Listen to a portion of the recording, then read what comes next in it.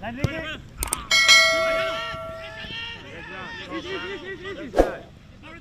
man. Good.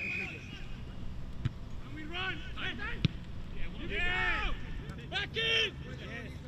Yes, we know. Mikel Arteta hails his trump card in keeping Erling Haaland quiet. He enjoys it.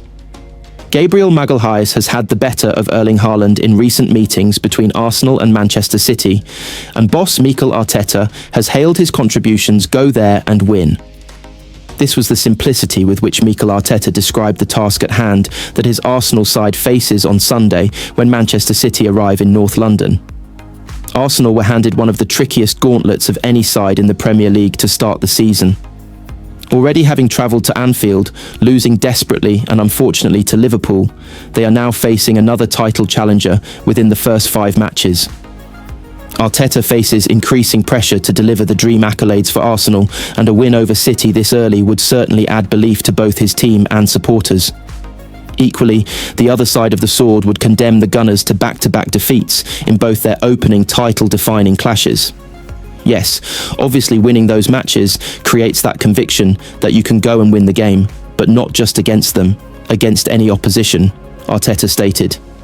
That's the feeling I have now with the team and the players individually, that we go to Sunday and we are there to win the game.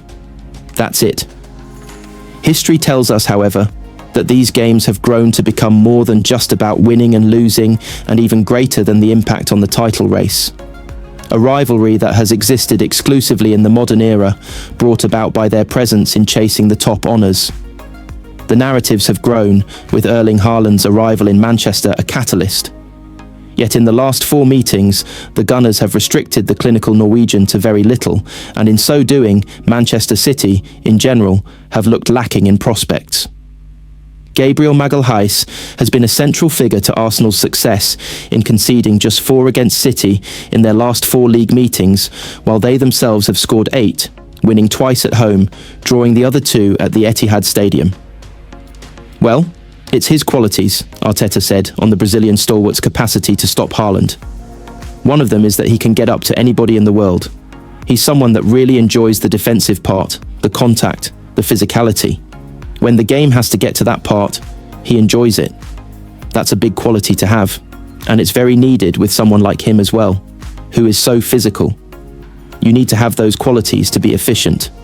Although, when drawn on comparisons to classic striker-defender rivalries like Ruud van Nistelrooy and Martin Keown, he stopped short of making the link. I don't know, he said.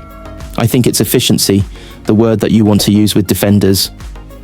In relation to the quality of your opponent, how you're going to adapt your qualities to resolve a lot of situations. If you don't have to have any contact and it's not needed, even better. But Gabby has both. I think Miles Lewis-Skelly too has engaged in some controversial celebration antics, copying Haaland's celebration when scoring the 3rd goal in the 5-1 win last season. Arteta, however, made his thoughts very clear on the matter. Well, that was done, that's it. That's part of it. They've been in a lot of celebrations and non-celebrations with the past from a lot of teams. That's it. We learn from that, and every experience is to learn as well, and we certainly learned from that one. Arsenal confirm huge change with shock exit, and Josh Kroenke revamp planned latest Arsenal news as Tim Lewis leaves his role as executive vice-chair of the Gunners as the Emirates Stadium side shake up their board. Arsenal have announced a major boardroom revamp, with long-serving Tim Lewis leaving his role as the club's executive vice-chair. Lewis departs North London, having been a trusted advisor of the Kroenke family for nearly 2 decades. The 62-year-old has advised Kroenke Sports and Entertainment since 2007 and was appointed as an Arsenal director in September 2020. Lewis was then promoted to executive vice-chair in March 2023. Richard Garlick will become the club's chief executive officer, while Kelly Blaha and Otto Maley have both joined the board as non-executive directors alongside long-time KSE advisor Dave Steiner. Producer and director Ben Winston has also been appointed as a non-executive director. A statement from Josh Kroenke read, "We are delighted to promote Rich to CEO after an incredibly successful period as managing director of Arsenal. Rich has made an enormous impact on all fronts as we continue to strive to win major trophies, be financially sustainable, and put our supporters at the heart of everything. At this moment, we would like to thank Tim for his continued dedication and commitment to Arsenal in a period of transformational change for the club. He has played a pivotal role and ensured we are in a great position to continue to deliver our strategy in our ambition to win major trophies. In keeping with our desire to always move forward, we will strengthen our board with some exciting additions who will bring vast experience to the club across a wide range of professions. The group know and love Arsenal and will bring a different skill set and expertise while injecting fresh thinking and energy to support us all to achieve our ambitions. Lewis has advised Stan Kroenke since 2007, a period which included his initial investment into the club. Kroenke purchased a 9.9% stake from ITV plc in 2007.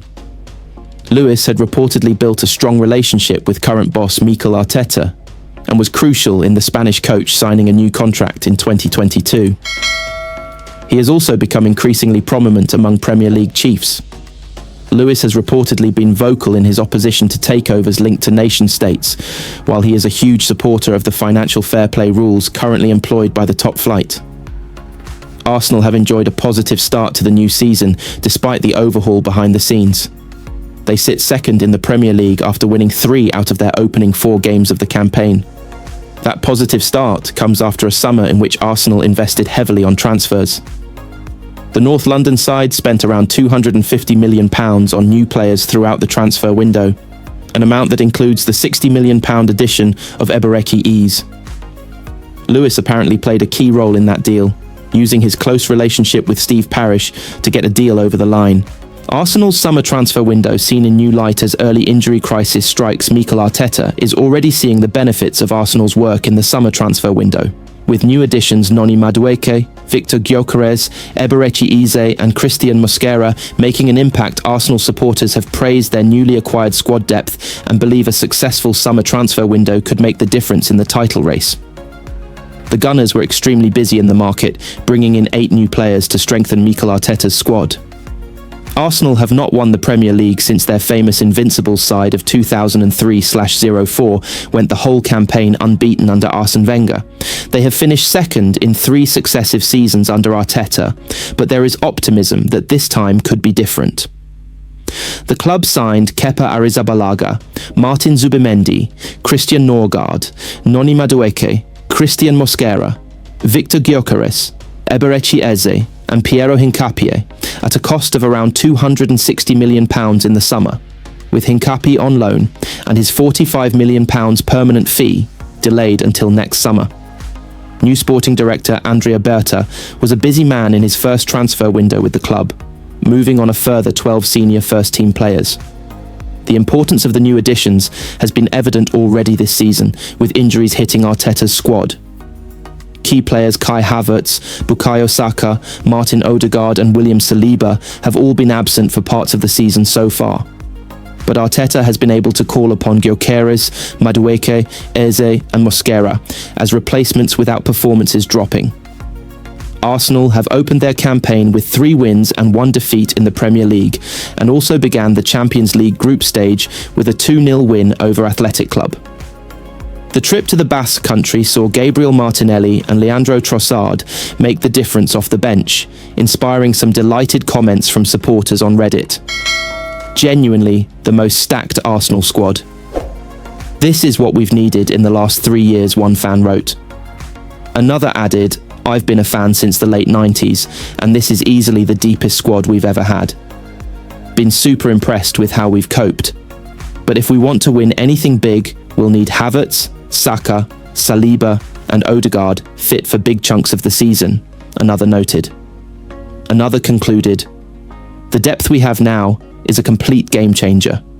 Having genuine game winners like Martinelli and Trossard to bring on is a luxury we've never had before. It feels like we've finally closed that gap with the clubs who've had this advantage for years. This kind of squad power is exactly what wins you titles in the long run. Arteta was delighted with the impact of his substitutes on Tuesday night and emphasised the importance of squad depth post-match. That they are at least equally important, or more important. We have discussed that the finishers are going to be more important this season, sometimes more than the starters, he said.